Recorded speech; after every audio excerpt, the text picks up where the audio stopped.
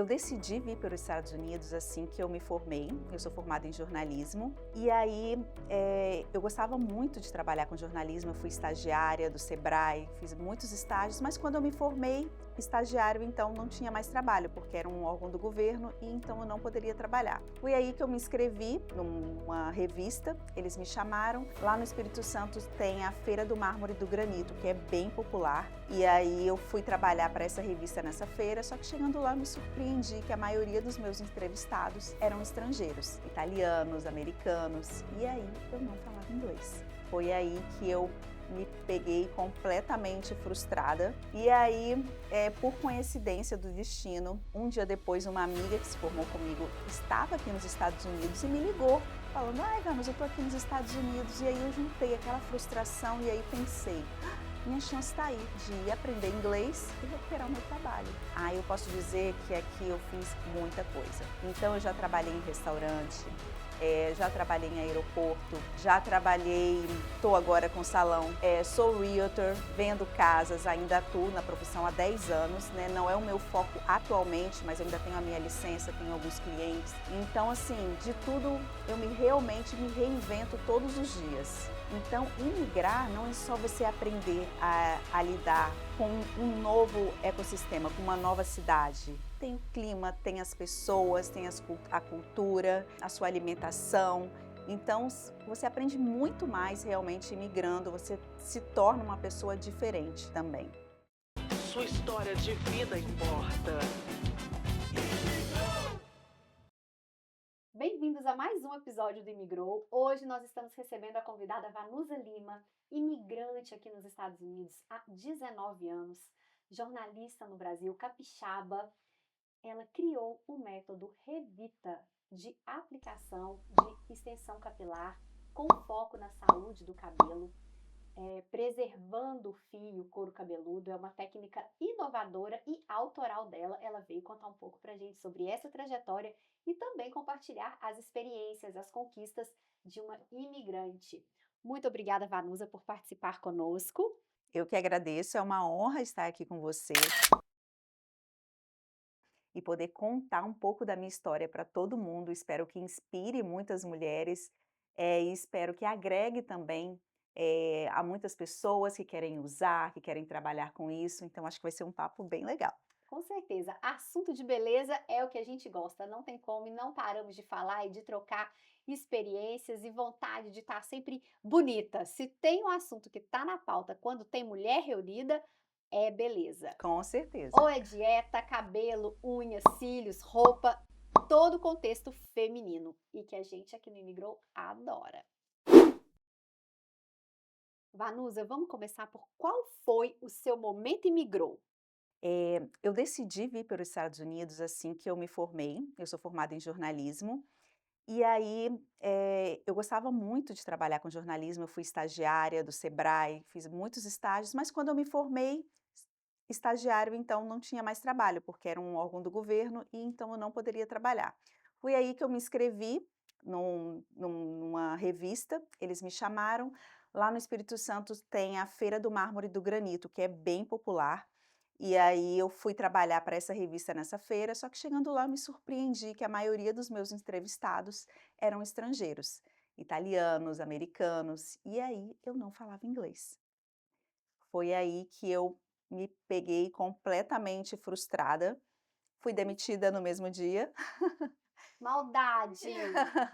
Sim, e aí, por coincidência do destino, um dia depois, uma amiga que se formou comigo estava aqui nos Estados Unidos e me ligou, falando: ai, Vanus, eu tô aqui nos Estados Unidos. E aí eu juntei aquela frustração e aí pensei: minha chance está aí de ir aprender inglês e recuperar o meu trabalho. Você veio focada no inglês. Isso.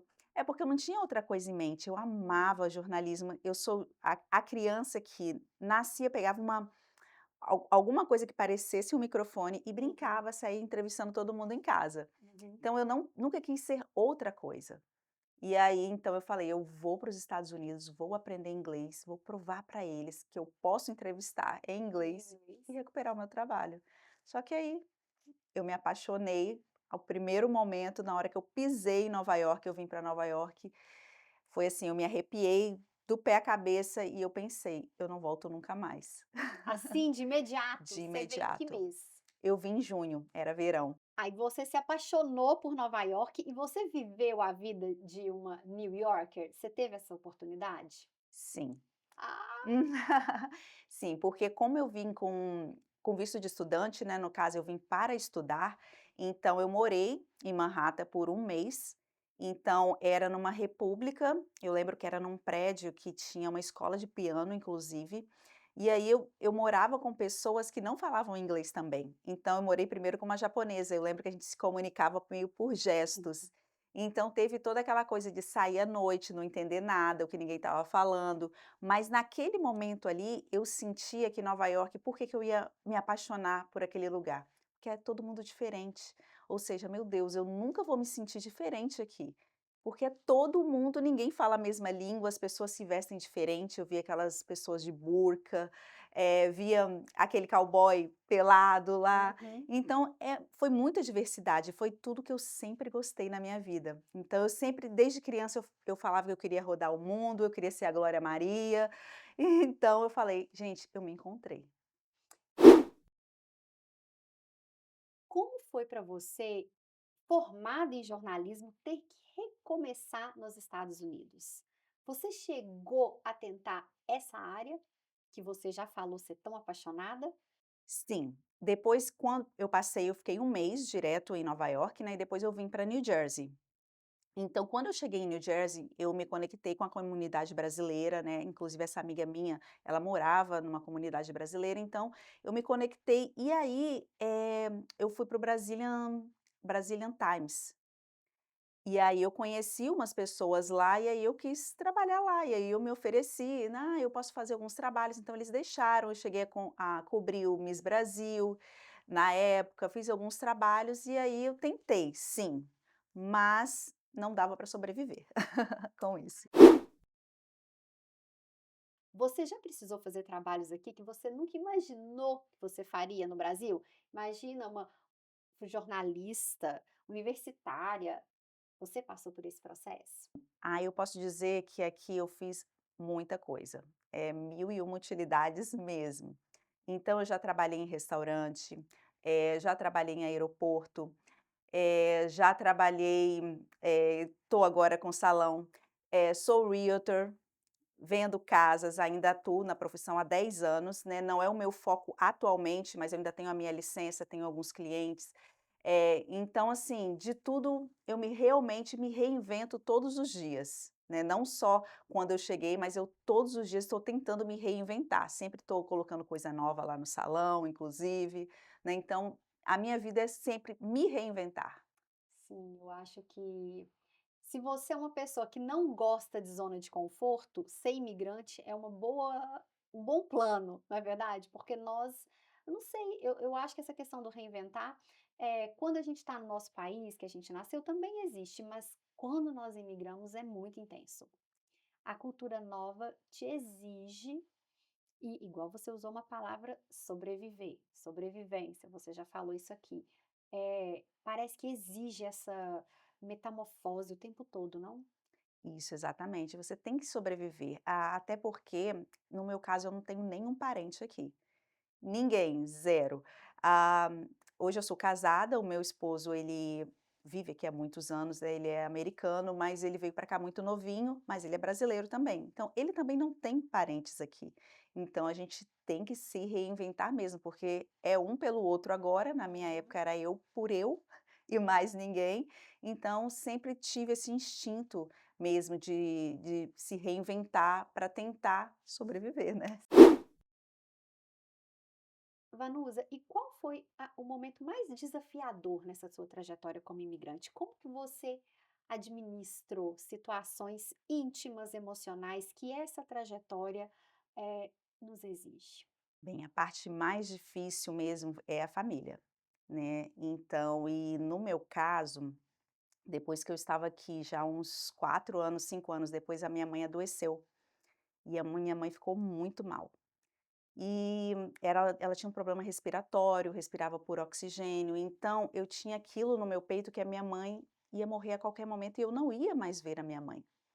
né. Então, eu fiquei 6 anos sem ir no Brasil, e aí aquilo realmente era a parte que mais me sufocava. Eu chorava muito à noite. Só que o que que eu fazia? Eu ia trabalhar. Para não lembrar. Então eu trabalhava, por isso que eu sempre estava fazendo alguma coisa, se eu arrumava um trabalho de manhã, eu não estou conseguindo dormir, vou trabalhar à noite, então sempre para não desistir. Uhum. Essa é a palavra, para não desistir. E você observa que isso é um procedimento, de certa forma, entre nós imigrantes padrão? Se repete? Você tem pessoas que trabalham com você já trabalhou com muita gente, imigrante também.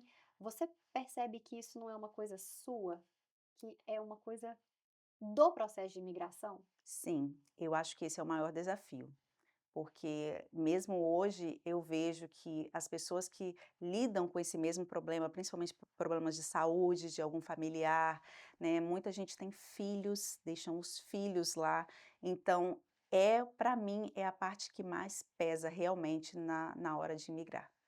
E essa é um certo desequilíbrio, né, da qualidade de vida, da vida pessoal e da vida profissional, essa necessidade, essa busca pela sobrevivência diariamente, assim, muito evidente, não?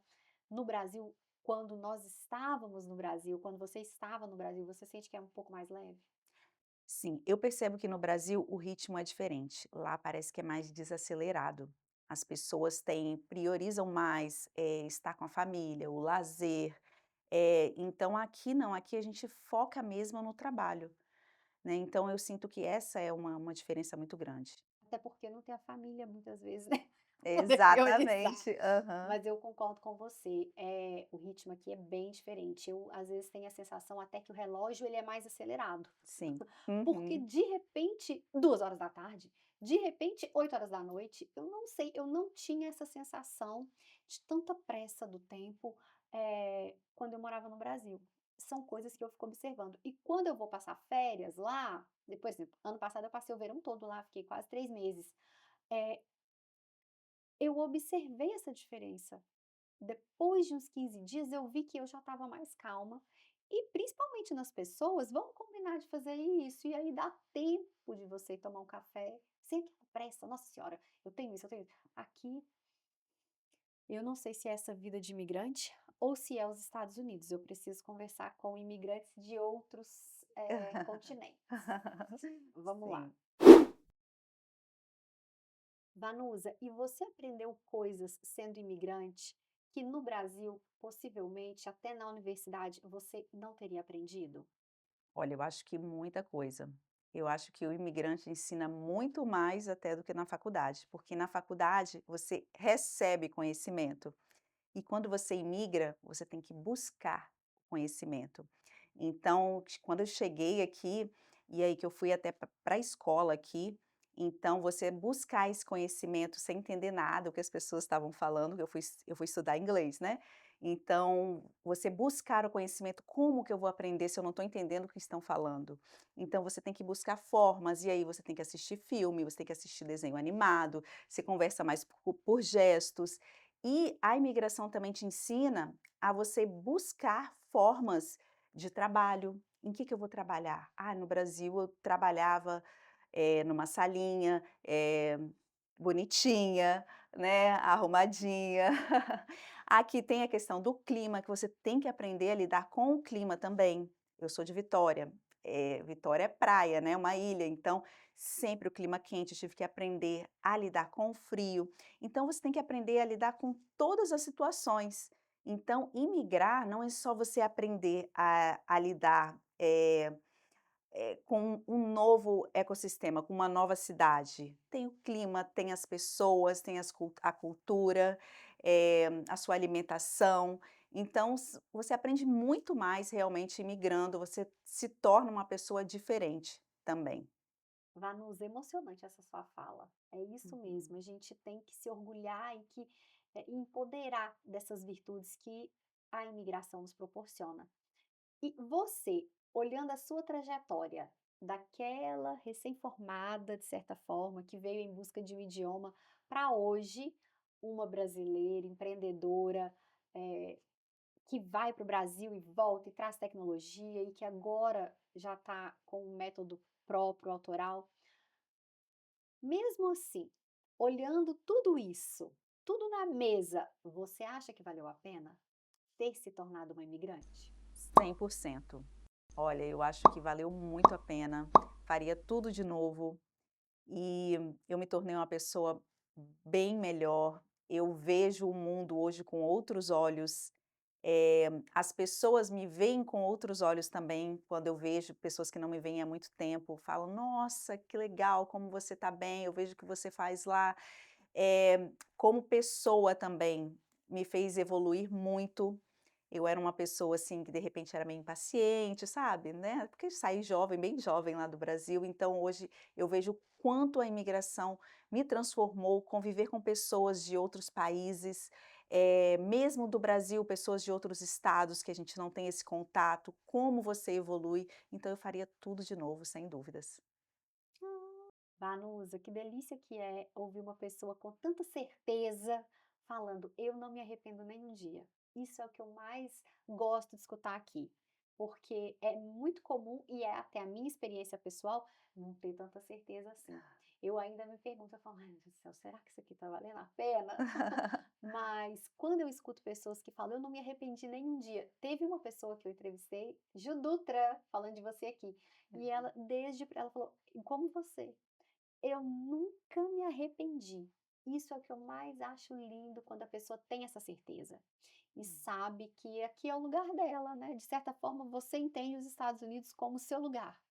Sim, eu me vejo aqui como parte, eu me sinto parte realmente desse país.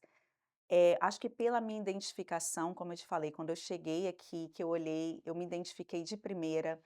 Hoje em dia, com, toda a estrutura que a gente tem, tipo a segurança, eh, não só financeira, mas a segurança que a gente tem de andar na rua, de chegar em casa, de às vezes eu esqueço meu carro aberto e tá tudo bem, né. Então assim, tudo isso me agrega muito, me completa muito.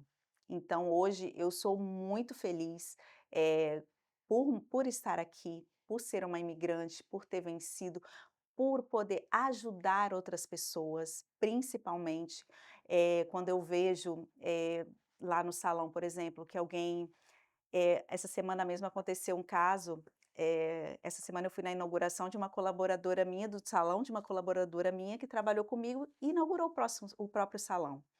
Fui até lá, levei uma rosa e ela me agradeceu muito. E assim, isso é muito gratificante, não é concorrência. A pessoa evoluiu, você contribuiu para o sucesso de alguém. Então, de uma certa forma, você contribui. Quantas pessoas eu ajudei a comprar a primeira casa? Gente, isso é um sonho, assim, as clientes têm lágrima nos olhos, é uma emoção muito grande. Então, assim, não foi só para mim, eu me sinto feliz por poder contribuir na vida de outras pessoas também.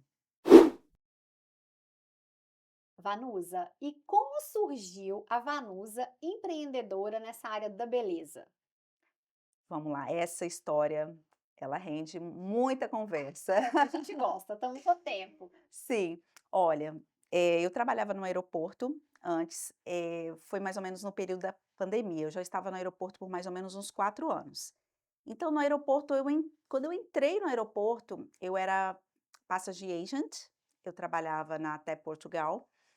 E depois, como passenger agent, eu cheguei a trabalhar na imigração também, sabe, a temida salinha? Uhum. Quando alguém ia para a salinha, eu ia lá para ajudar a traduzir e tal. Então, assim, eu sempre, como eu falo, eu gosto de diversidade. Aquela diversidade de ver muita gente, sempre amei trabalhar no Aquele aeroporto. agito de aeroporto, Exatamente. um certo glamour, até quem fala que não, mas é verdade, a sala do aeroporto. Sim, sim. Então, eu sempre gostei muito, gostava muito de trabalhar lá. E aí, depois eu fui, quando eu cheguei aqui nos Estados Unidos, eu trabalhei como bartender, então eu tinha essa experiência de bartender também. Então, eu via no terminal que tinha restaurantes lindos, enormes, e aí eu pensava: "Ai, eu gosto de trabalhar como bartender, eu poderia voltar a trabalhar como bartender", até porque ganhava mais. Uhum. E aí eu comecei a correr atrás disso. Consegui o trabalho de bartender. E aí eu fui trabalhar, nessa parte. E aí o que acontecia? Eu tinha hora para entrar, mas não tinha hora para sair. Por quê? Eu tinha que ficar às vezes eu caía numa escala, se eu fosse na escala da manhã, não, mas da noite sim, porque era até o último voo. Aí se tivesse uma tempestade de neve, uma chuva, os voos atrasassem, eu tinha que ficar. Então o que aconteceu? Então eu trabalhava muito, era muito cansativo, era muito exaustivo, porque você não senta, era em pé. Se eu ficasse trabalhasse 12 horas, eu tinha 30 minutos de lanche, era 30 minutos sentada e o restante em pé. Então o que que aconteceu? Veio a pandemia. E aí eu estava naquele ritmo de trabalhar às vezes 12, 14, 16 horas por dia, e aí veio a pandemia, eu me parei em casa, sem fazer nada, porque os aeroportos fecharam, né. E aí eu olhava para um lado, o meu marido trabalha na construção, e ele começou a trabalhar nas estações de trens que estavam fechadas, então eu ficava sozinha realmente. E aí eu falei: "Meu Deus, o que que eu vou fazer da minha vida?". E eu sempre usei extensões de cabelo há quase 30 anos, tem 29 anos que eu uso. E eu amo, o meu cabelo é super comprido, mas eu amo usar. E aí eu falei: "Meu Deus, como eu vou fazer o meu cabelo?". Todo mundo trancado, a pessoa que fazia o meu cabelo já era uma pessoa mais de idade, parou de atender, falou que não ia mais atender. E aí minha manutenção do meu cabelo, como é que eu Como ia é que eu vou fazer? ficar? É, como é que eu vou ficar? A pandemia. Aí eu falei: "E como é que eu vou ficar também em casa sem fazer nada?". Assim, naquele ritmo e de repente dormindo, comendo o dia inteiro. Eu sempre tive a vaidade também do corpo, de não querer engordar, essas coisas. E aí eu falei: "Vou mexer com o cabelo, vou fazer uns cursos e quem sabe depois eu vá mexer com isso", que eu sempre amei mesmo a questão de escolher o cabelo. A questão de experiência com etnias, como eu sempre comprava os meus próprios cabelos, então eu já sabia como escolher, qual era um cabelo bom, como que é um cabelo falso, como que não é. Então eu falei: "Ah, eu vou investir nisso, depois que acabar tudo isso, se eu quiser mudar, eu mudo". E aí comecei a fazer cursos online. O primeiro curso foi para aprender a tirar o meu cabelo, né, então eu fiz um Porque curso você estava com o seu aplique precisando da da manutenção. manutenção, né, mas aí eu não conseguia fazer em mim mesma. Falei para o meu marido: "Você vai tirar". Gente, a pandemia colocou eu cortei o cabelo do meu marido, coitado, na Aí, pandemia, sem curso, hein, eu fui menos, disciplinada que você, eu fui na louca. na louca, né. E aí eu fui, ensinei para o meu: "Ó, você vai fazer isso, isso e isso", porque eu não queria destruir o meu cabelo. Como eu te falei, o meu cabelo já era bem grande. E aí eu comecei a estudar, e aí eu tive que mudar de técnica, na época eu usava uma técnica, e aí eu falei: "Não, eu vou mudar para essa técnica que está super em alta", eu tinha visto. E aí eu comecei a fabricar o próprio tape, para colocar no meu cabelo, que era pandemia, gente, não tinha nem onde comprar cabelo. E aí eu falei: "Eu tinha que fabricar". E aí os materiais da fabricação eu conseguia comprar no Home Depot, que era uma cola é. Então É literalmente uma construção. exatamente. Eu falei: "Não, tem jeito". E aí eu fui e comecei a fabricar. Claro que a primeira fabricação não foi, não ficou excelente e tal, Mas já deu uns sinais ali de j já talento. deu uns sinais. E aí só que aí, eh, abriram umas viagens, poderia viajar. Aí eu falei: "Ah, eu vou lá no Brasil então fazer um curso pessoalmente e colocar meu cabelo". E aí foi assim que eu fui. Na pandemia eu viajei aquele avião super vazio, todo mundo de máscara, claro que eu fui com medo. E aí eu fui, fiz uns cursos no Brasil, e aí voltei e comecei a praticar. E na pandemia mesmo eu comecei a ter cliente, pelo Instagram. Eu comecei a anunciar o meu trabalho, tinha um salão perto da minha casa, aí eu pedi, falei, né, fiz um acordo lá com eles, "Eu posso trazer minhas clientes para atender aqui?". E aí eu fui pegando as clientes do Instagram e comecei a atender. E aí foi assim que eu comecei a entrar nesse meio. Já dava sinais a Vanusa empreendedora, por quê? Você buscou conhecimento, aí quis ir viajar de país para poder aprender a técnica. Quando chegou, já anunciou no Instagram, quer dizer, bem intencional, né? Você sempre Si foi assim? sim, sempre fui intencional, sempre fui falei muito, nunca tive vergonha de falar, cheguei em eventos assim: "Ah, quem quer falar isso?". Eu falo, então sempre fui bem espontânea, né. Uhum. Então isso também me ajuda muito. fez parceria já com o salão? Não atendeu ninguém em casa? Não, aí sim, depois eu comecei a atender, algumas clientes em casa, eh, eu comecei no salão, mas aí eu não me sentia muito bem lá, eu estava fazendo, as pessoas começavam a falar, e eu sou meio assim, sabe, eu sou muito Tem detalhista. seu modo, você quer sua cliente no mais VIP possível. Exatamente. Então aí eu falei assim: "Não, eu vou fazer em casa". Aí eu comecei a fazer em casa, arrumei lá o basement da minha casa, peguei um lavatório portátil, fiz umas coloquei conectei uma mangueira, e aí sempre pelo Instagram. Eu A fazia captação. a captação, isso. Aí eu fui, fazia, aí as minhas primeiras clientes também gostavam, começaram a me divulgar, e aí eu fui crescendo, né. Aí até que eu consegui a trabalhar num salão em Nova York. Aí foi o boom, que aí eu comecei a atender algumas pessoas que faziam ali, trabalhavam na Broadway, foram me indicando para outras pessoas. Aí eu tenho uma amiga também que tem um spa, ela atendia umas atrizes, ela começou a me indicar para essas atrizes. Fui atender na casa dessa atriz, tem até no meu Instagram eu chegando naquela casa maravilhosa. Gente. Sim. E nessa época eu trabalhava em casa, então aquilo para mim eu falei: "Gente, eu estou no caminho certo, se uma atriz tá me convidando para ir fazer o cabelo dela na casa dela", cheguei lá, um salão lindo, ela tinha um salão em casa. Então, assim, eu falei: "Eu estou no caminho certo, eu vou investir nisso". E aí eu fui e mergulhei de cabeça. Esse mergulhar de cabeça teve um plano estratégico? Você já tinha, porque sua formação é jornalista. Como que veio o conhecimento da Vanusa empreendedora? Empresária? Assim, sempre correndo atrás. A parte do realtor, do real estate, me ajudou muito, porque a gente não só mostra a casa, a gente lida com advogado, a gente lida com banco. Então, bem ou mal, eu já criei um pouquinho do empreendedorismo, né, de Uhum. empreender. Então, ali eu já comecei a ter base e eu sabia que eu tinha que ir atrás. Eh, e quando eu cheguei aqui, que eu estudei o inglês, eu cheguei a estudar também, eu fiz business aqui. Então eu tinha uma base também de Uhum. como funciona o business, tal. Só que eu tinha que correr atrás das licenças, né, tudo isso assim, o meu empreendedorismo com o salão foi muito arriscado.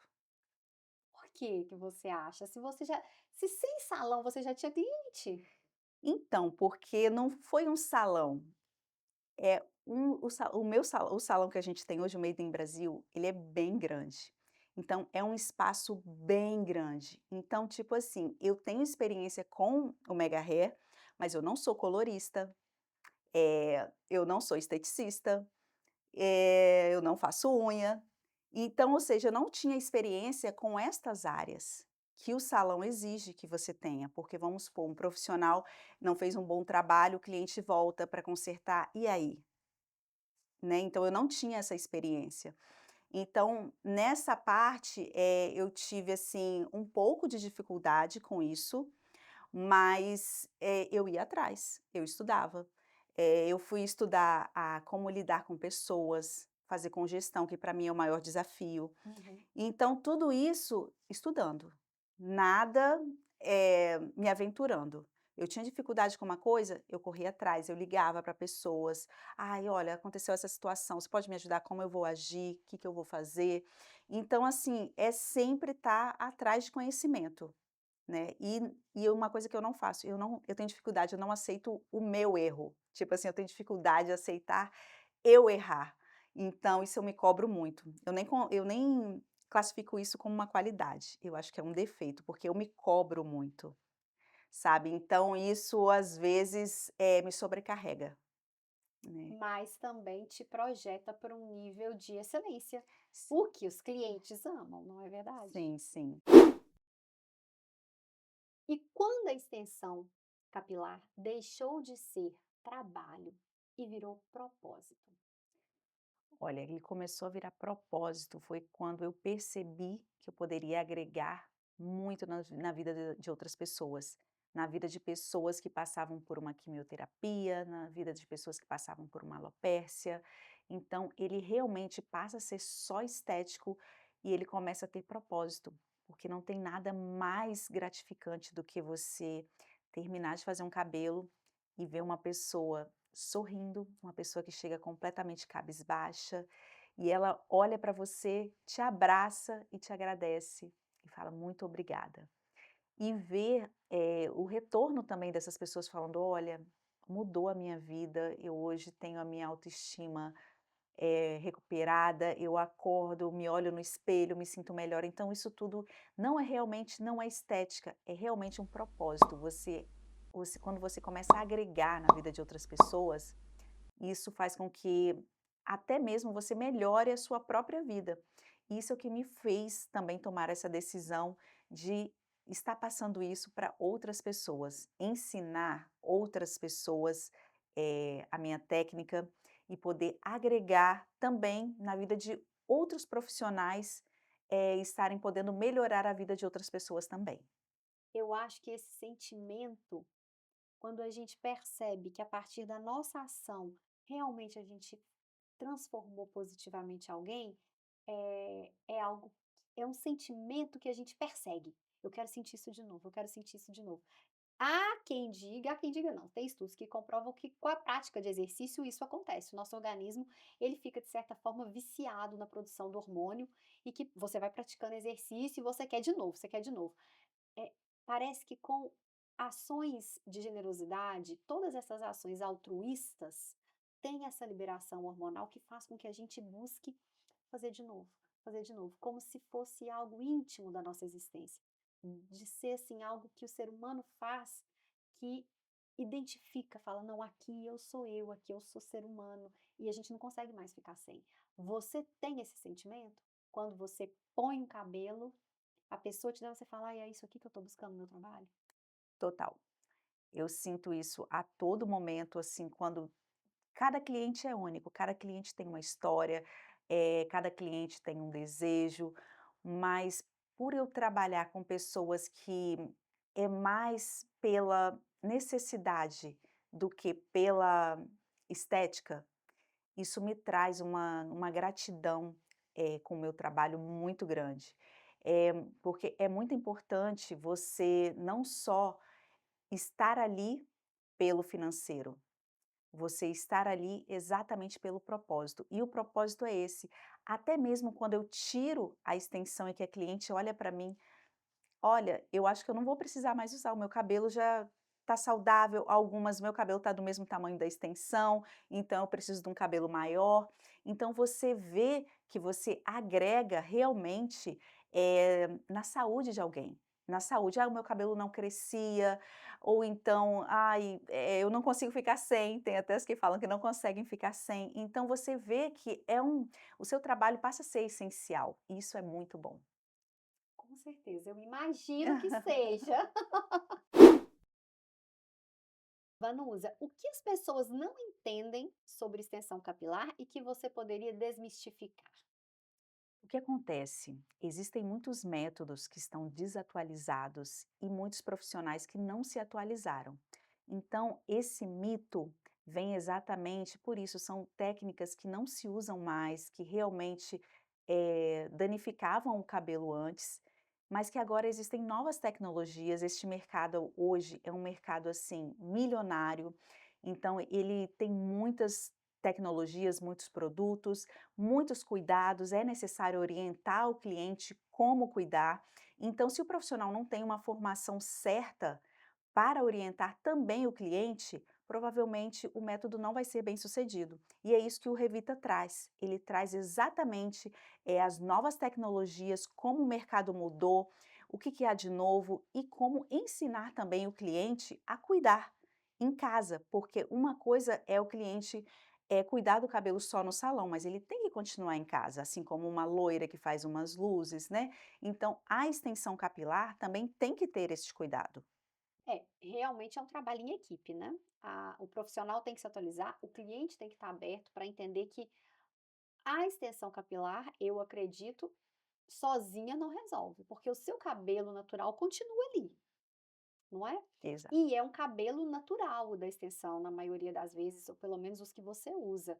Então ele continua requerendo cuidado, certo? Sim, exatamente, como dormir de cabelo molhado, né, o que não faz bem para o seu cabelo natural, não vai fazer bem com a extensão também. Então a cliente tem que estar consciente, que tem que ter esse cuidado também. Ah, então dá umas dicas pra gente. Quais os cuidados básicos, essenciais, que quem usa a aplicação precisa ter em casa para garantir a durabilidade e principalmente a saúde do couro cabeludo e do fio natural? Bom, o primeiro ponto é esse: não dormir de cabelo molhado. Gente, dormir de cabelo molhado não faz bem, nem para o seu cabelo natural e muito menos quando você está com mais cabelo na cabeça, né? De extensão. Segundo ponto, lavar o cabelo. Gente, tem gente que pensa, ah, eu vou usar extensão, não posso lavar o cabelo? Sim, tem que lavar o cabelo. Então, é passar shampoo no couro cabeludo. O que não pode fazer? Condicionador no couro cabeludo. Assim como não é indicado você passar condicionador no seu couro cabeludo. Por quê? O nosso couro cabeludo, ele naturalmente, ele já traz oleosidade. Então, se você colocar mais oleosidade no seu couro cabeludo, não é saudável. Então, esses cuidados são essenciais, não só para quem usa extensão, mas para quem tem o cabelo natural também. E não é uma questão só de vaidade, né? Isso é autocuidado, é um momento que a gente tem que desfrutar, não é? Agora, sobre lavar o cabelo, tudo bem. Como mulher, deixa eu já te perguntar, todos os dias lava? Ou dia sim, dia não? Tem uma regra? Qual que é o que você aconselha? Não tem uma regra. Na Revita, no nosso método Revita, se você quiser lavar o cabelo todos os dias, você pode, desde que você seque o cabelo por dentro, a raiz do cabelo. Então, eu tenho clientes que têm o couro cabeludo muito oleoso. Então, a gente recomenda o uso de dry shampoo, de shampoo a seco. Mas, se você quiser lavar todo dia, sem contraindicações. Só secando o cabelo, né, normal, não com ar muito quente, aquele arzinho mais morno, né, então pode lavar todos os dias sim. E a cola segura. A cola, gente, essa é a pergunta que eu mais recebo. Porque só de falar cola, água, shampoo, parece completamente incompatível. Sim, todo mundo pergunta: "Ai, meu cabelo não vai descolar?" Não. A fita adesiva que a gente usa, ela não descola. Ela foi fabricada para isso, ela é preparada para isso, para usar no couro cabeludo, então é um produto produzido para isso. Então o que que acontece? Com técnicas que não seguram, é a fita adesiva que não é a fita adesiva ideal. Então a nossa fita, ela vai durar o tempo necessário no seu cabelo, entre 2 a 3 meses. Olha só. Isso, ela dura mesmo tomando os cuidados. Qual é o maior inimigo da fita adesiva? Oleosidade. Por isso que tem que lavar o cabelo. E aí você também não vai poder passar óleo no seu couro cabeludo. Tem pessoas que fazem tratamento com óleo, então eu já nem recomendo. Não pode usar a extensão de fita adesiva, porque a oleosidade faz descolar a fita, mas a gente não tem problemas de fita adesiva descolando no método Revita. E é aplicado no fio, não no couro cabeludo. Isso, no fio, a gente coloca Então ela bem. desce com crescimento. Exatamente. As manutenções, o que que a gente faz? O seu cabelo vai crescer, então o que que acontece? Vai começar, a fita vai descer, vai bater na orelha, então ela vai começar a incomodar um pouquinho, não descolar. Ela vai começar a incomodar e aí para prender, não vai ficar, já vai começar a aparecer um pouquinho, então a gente tira tudo, trata o cabelo da cliente, nenhuma cliente chega no salão: "Ah, eu quero fazer minha manutenção, não vou hidratar meu cabelo". Não faço. Tem que tratar, porque você ficou 2, 3 meses com a extensão, então a gente tem que tratar aquele fio onde ficou a fita adesiva, então a gente hidrata o seu cabelo e a extensão para que o seu crescimento e o seu cabelo continue saudável. Uhum. E, Vanusa, dá pra ver que você tem brilho nos olhos falando disso e muito conhecimento e vai falando, e aí fluiu muito bem. Quanto tempo você está nessa jornada? Então, já uso extensão há 29 anos. Olhem isso, uma vida. Uma vida. Ininterrupto? Ininterrupto. Assim, eu tiro, às vezes fico uma semana sem, as pessoas nem percebem que eu estou sem extensão, porque o meu cabelo, ele já cresceu e ele é praticamente do tamanho da extensão. Só que eu sinto falta desse volume, não sei explicar, é tipo assim, eu me olho no espelho e não me reconheço, sem o meu cabelão, sem o meu volume, sabe. Então assim, eu já uso há 29 anos, então eu tenho essa experiência como usuária de extensão, e também de selecionar cabelos, que eu sempre comprei os meus cabelos. mas no mercado atualmente mesmo eu estou há 5 anos.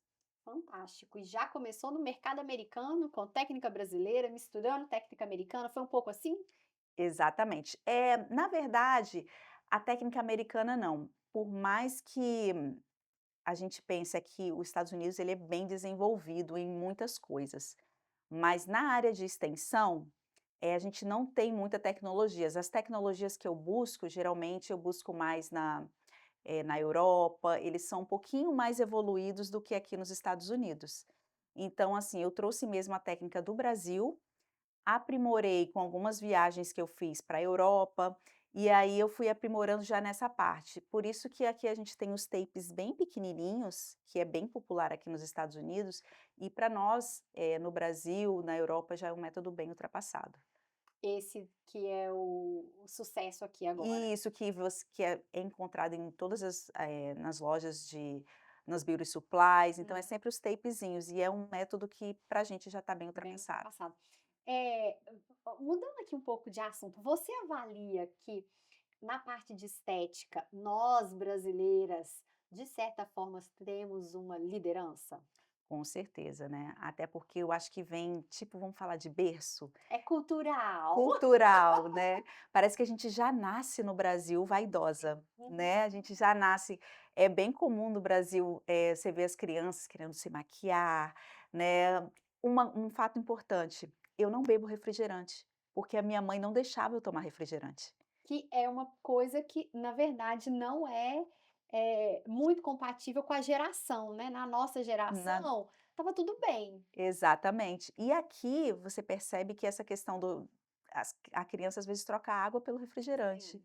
Ou né. então um suquinho, só para falar que é mais Só saudável, para mas o suco tem o mesmo componente do refrigerante, exceto o gás. Exatamente. Só que no meu caso, a minha mãe falava: "Você é menina, refrigerante vai te dar celulite". Não, pelo amor Ah, de Deus! juro, juro, Hoje sua juro. mãe seria cancelada. Pois é, juro. Então, tipo, assim, então eu não tomo refrigerante, não gosto, eu não gosto de refrigerante. Então, assim, eu acho que por isso a vaidade, a parte estética no Brasil, ela já Uhum, começa já, bem de casa, um pouquinho de casa, né, as meninas já crescem bem vaidosas, porque observam muito a as mães. sim. Especialmente agora, né, que as vós agora no Brasil estão, assim, maravilhosas, né. Fitness, Fitness, tem todas as características exceto de vó, no exatamente. nosso mindset ainda, infelizmente. Mas, eh, uma coisa que eu comparo muito, né, no Brasil e aqui nos Estados Unidos, por exemplo, no Brasil, a parte da estética e do autocuidado feminino é um item básico, ele não é de luxo. Aqui nos Estados Unidos é assim, a classe média, ela não tem a experiência semanal de unha e escova no cabelo, sexta-feira ou sábado, que é no Brasil, assim, isso é o mínimo de um autocuidado padrão, de uma mulher da classe média, não é verdade? Sim, Fazer a unha no final de semana, em geral, com horário fixo com a manicure que ela quer, e uma escova, algum procedimento no cabelo. Aqui eu não observo isso, principalmente entre as americanas. Eu tenho bastante contato por causa dos meus filhos, e isso não é um padrão. É sim. mais quando tem um evento, ou de 15 em 15 dias. É verdade. As americanas, elas não priorizam muito essa parte, isso é mais uma coisa mesmo nossa e latino também, as latinas sim. Então, eu percebo também, eu tenho essa percepção que não é muito, tanto que as nossas clientes no salão, a gente tem clientes russas, elas já são Sim, vaidosas, as russas são terríveis. exatamente. As latinas, mas realmente as americanas, elas a não ser que elas convivam um pouco com a gente, tem amigas E brasileiras, algumas experimentem, né. experimentam. Aí, uma vez que faz a nossa unha, a nossa Exatamente. depilação, apesar Aham. que a nossa depilação eu acho que já está bastante difundida Sim, na cultura americana. Agora a unha. E há quem diga também que se elas experimentarem qualquer serviço de salão brasileiro, acabou, nunca mais elas vão em outro lugar. Você verdade. percebe isso no seu Perce espaço? Percebo. Isso é muito comum, tipo assim, a gente tem as clientes bem fiéis, é a americana, realmente, a americana ela quando ela vem a primeira vez, a gente já tem praticamente a certeza que ela vai voltar, e ela indica para outras pessoas também. tem bem essa coisa também de indicação. Então eu acho que conta bastante também nessa parte. Isso é uma coisa para a gente se orgulhar, porque realmente é uma indústria desenvolvida, né? E que nós brasileiras, na maioria, eu sei que tem uma diversidade imensa, mas sem dúvida ela é uma área dominada por nós mulheres. E tanto no trabalho quanto no consumo, por enquanto. Então, tô tranquila de falar sem medo aí de cancelamento, tá? Sim, aham. Mas em que nós brasileiras nos destacamos e somos procuradas, e aqui nos Estados Unidos é um orgulho, eu acho. Sim, é um orgulho, realmente. Eu tenho, nossa, graças a Deus, né? E graças a Deus, Que é um bom. talento que fala, porque é um reconhecimento por parte dos clientes. E Com o certeza, mercado, aos poucos, vai acompanhar, sem dúvida. com certeza, né? Uhum. Sua história de vida importa.